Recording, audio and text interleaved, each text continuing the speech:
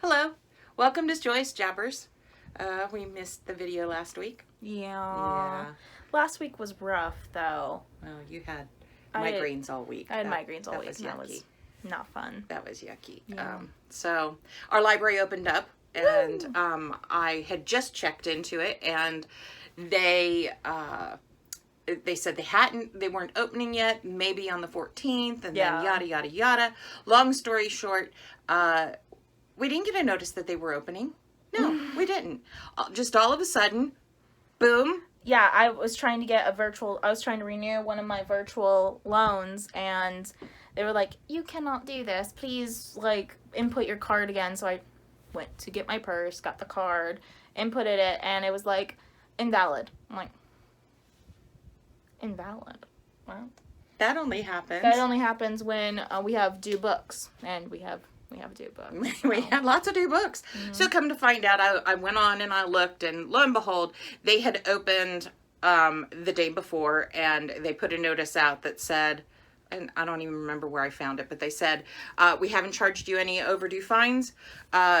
We open on Tuesday, and we start charging fines on Wednesday. Yeah. And I'm like, well, we've got 20 books. Yeah. We don't want to pay no fines. No fines. No. We weren't doing anything else. We had skipped on any other activities we were going to do that day and rushed to the library. Decided to rush to the library. So that was nice. We were able to get to the library, but when we got there, you have 1 hour inside. They're only allowing 10 people.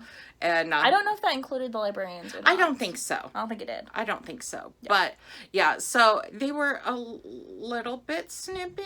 They're always a little bit snippy. Yeah, well, we have hopes for them. We just keep being nice. We're trying to win them over. Hopefully, eventually, they will like us, I think.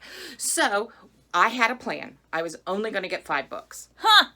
I was really only going to get 5 books. But in order to do that means you have to do a lot of whittling, Yeah, and we didn't have enough time to whittle down to 5 books. We only had an hour. So we both ended up with 10 again. Yes.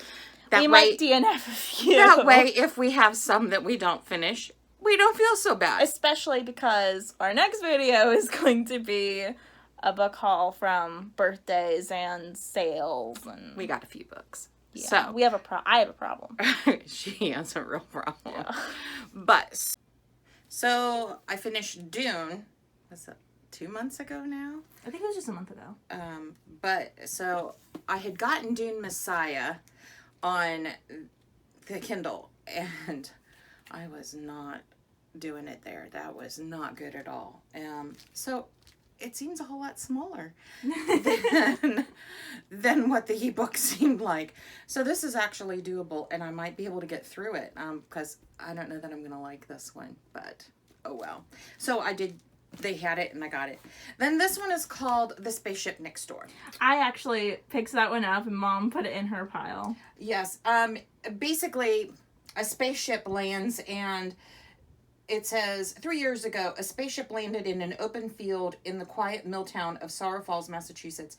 It never opened its doors, and for all that time, the townspeople have wondered why the ship landed there and what or who could be inside. Then one day, a government operative, posing as a journalist, arrives in town asking questions. He discovers 16-year-old Annie Collins, one of the ship's closest neighbors, and a local fixture, has some of the answers. As a matter of fact, Annie Collins might be the most important person on the planet. She just doesn't know it. So, yeah, that's right up my alley. And then this one is a Terry Blackstock, so it's inspirational. Oh, there it is, an inspirational tag. So it's a Christian book. And this basically is about a girl who does stained glass windows, and she goes back to her town, and, So there's small town angst. Yeah. But it has that stained glass. I'm interested to see, if it's, a living book in that way, if we'll learn a lot about stained glass. Yeah. I do like Terry Blackstock. I read a series of hers a long time ago about an EMP, and it was 4 books, I think. And I really enjoyed it. So yeah, it was good. So we shall see. Hang on. Pretty picture. So I did get The Library of Lost and Found. And I have already read it. Yeah, she puts little post-its. It's cute. Sometimes. This one I put more post-its than normal because there were things that I liked and things that made me angry. Red tags. Red for angry. There were some things that made me happy and some things that I just smiled about. And so I'm not real sure how I feel about this. I did enjoy the read. Basically, it's about a girl who I found out she is 45. Oh. And she's still single. She cared for her parents. Her sister lives in the same town. Her Nana died when she was 15. And all of a sudden she gets this book. As a 45-year-old. As a 45-year-old that has a note in it from her Nana 3 years after her death. Wow. Yeah. So it's a self-discovery. And I did enjoy lots of it. And so I'm not real sure. I guess I would give it like between a 3.5 and a 4. I did enjoy it. So I just finished it this morning, so I'm not real sure how I feel about it yet. I'm processing. And then I don't know if you recall or not, but I got the Codex, and it is by Douglas Preston, and who, by the way, is the Preston of Preston and Child who wrote Whitefire, that Sherlock Holmesian book.